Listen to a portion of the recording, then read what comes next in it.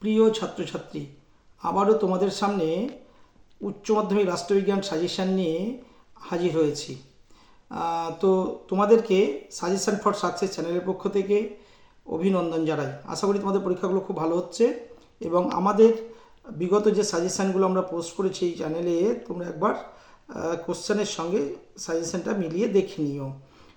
আরেকবার বলি, সেটা হচ্ছে যে রাষ্ট্রবিজ্ঞান সাজেশানের কোন কোন প্রশ্নগুলো খুব ইম্পর্টেন্ট বা গুরুত্বপূর্ণ সেই প্রশ্নগুলো তোমাদের সামনে এখন আমি মেলে ধরছি।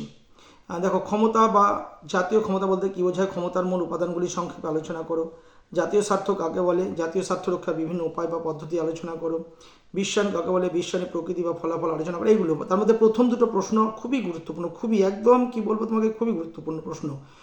পরের বার দেখো, পঞ্চম অধ্যায় থেকে বলছি, উদারনীতিবাদ বলতে কী বোঝায়, উদারনীতিবাদের মূল বৈশিষ্ট্যগুলি বা নীতিগুলি আলোচনা করো। গান্ধীজির সত্যাগ্রহ সম্পর্কে ধারণার উপরে একটি টিকা লেখো। মার্ক্সের রাষ্ট্র বিপ্লব সম্পর্কে তত্ত্বটি আলোচনা করো।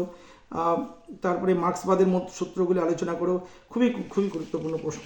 পরের চ্যাপ্টারে দেখো আসছি, পরের চ্যাপ্টারে ক্ষমতা স্বতন্ত্রীকরণ নীতি। দেখো, ক্ষমতা স্বতন্ত্রীকরণ নীতি বলতে কী বোঝায়, কঠোর ক্ষমতা স্বতন্ত্রীকরণ নীতি সম্ভব নয়, কাম্য নয়, মন্তব্যটি যথার্থতা বিচার করো।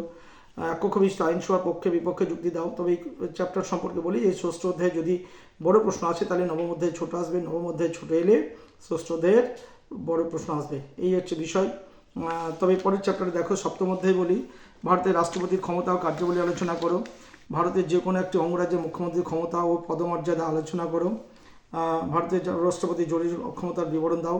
তবে এই যে প্রথম দুটো প্রশ্ন আছে, ভারতের রাষ্ট্রপতির ক্ষমতা, কার্যাবলী এবং যে কোনো একটি অঙ্গরাজ্যের মুখ্যমন্ত্রীর ক্ষমতা, প্রশ্ন দুটো অবশ্যই আসবে।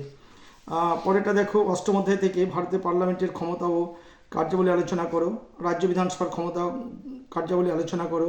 ভারতীয় পার্লামেন্টে আইন পাশের পদ্ধতি বা সাধারণ বিল পাশের পদ্ধতি আলোচনা করো। এর মধ্যে প্রথম দুটো খুবই খুবই গুরুত্বপূর্ণ প্রশ্ন।